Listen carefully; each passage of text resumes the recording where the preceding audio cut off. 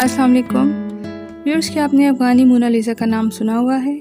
जिन्होंने नहीं सुना उनको शरबत गुला की हकीकी कहानी सुनाती हूँ कि कैसे एक तस्वीर से सालों शोहरत पाने वाली शरबत गुला, जो अपनी शोहरत से लाइल्म पाकिस्तान में ज़िंदगी गुजार रही थी।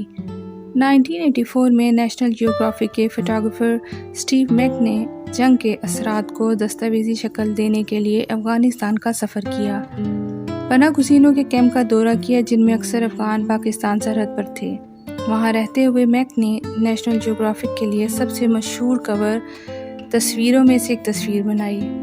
जब गुला पाकिस्तान के पनाह गुज़ीन कैंप में स्कूल में पढ़ रही थी तो मैककेरी ने इसकी और दूसरी लड़कियों की तस्वीर खींची। बाद में ये इल्ज़ाम लगाया गया कि मैक ने तस्वीर लेने की इजाज़त हासिल नहीं की, जो कि पश्तून सकाफ़त से मुतसादिम है, जहाँ ख़वातीन को ख़ानदान से बाहर मर्दों को अपना चेहरा नहीं दिखाना चाहिए। इब्तदाई तौर पर मैगज़ीन के एडिटर इस तस्वीर को इस्तेमाल नहीं करना चाहते थे, लेकिन आखिरकार इसने अपने एक मैगज़ीन के फ्रंट पेज की तस्वीर शाया की जिसका नाम अफ़गान लड़की था।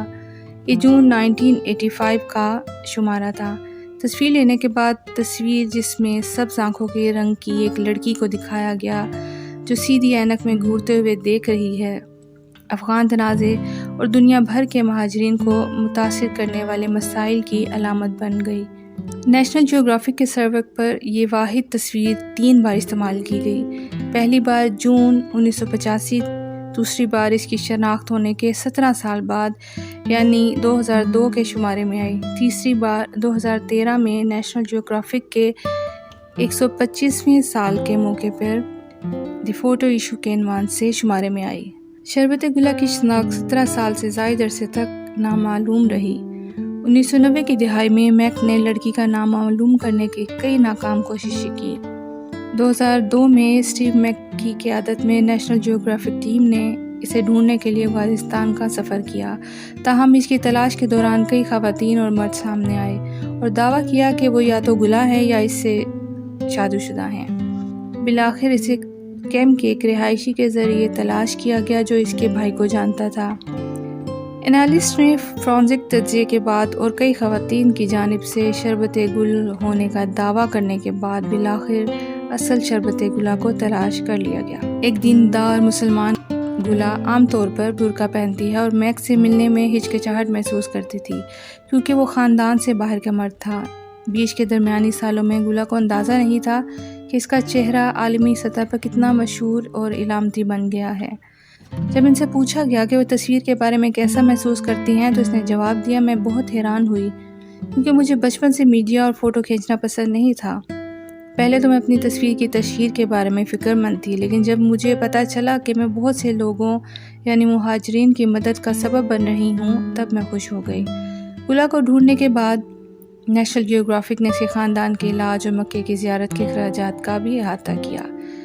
1972 के करीब एक पश्तून घराने में गुला पैदा हुई।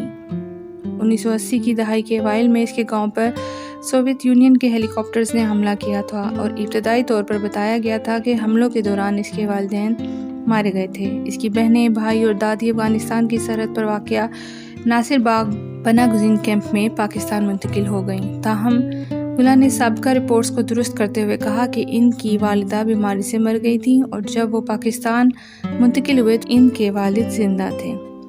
पाकिस्तान में ही गुला की शादी हुई, 5 बच्चे हुए और 35 साल पाकिस्तान में गुजारे। इस दौरान इनके खामन और बड़ी बेटी की हेपेटाइटिस से वफात हुई। शरबत गुला को 2016 के आखिर में जाली पाकिस्तानी शनाख्ती कार्ड इस्तेमाल करने पर गिरफ्तार किया गया था, जो मुल्क में बगैर कानूनी हैसियत के रहते हैं।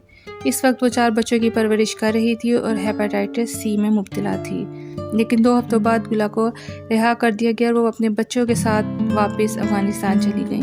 उन्होंने रवानगी से कबल AFP को बताया कि अफ़गानिस्तान सिर्फ मेरी जाए पैदाइश है, लेकिन पाकिस्तान मेरा वतन था और मैंने हमेशा इसे अपना मुल्क समझा। मैं उदास हूँ, मेरे पास छोड़ने के सिवा कोई चारा नहीं है। 2021 में तालिबान के दोबारा अफ़गानिस्तान पर कब्जे के बाद गुला ने इटली में पनाह की दरख्वास्त दी, जिसे कबूल करते हुए इटली ने गुला को अपने मुल्क बुलवा लिया और अब वो वहीं पे रिहाइश पजीर हैं।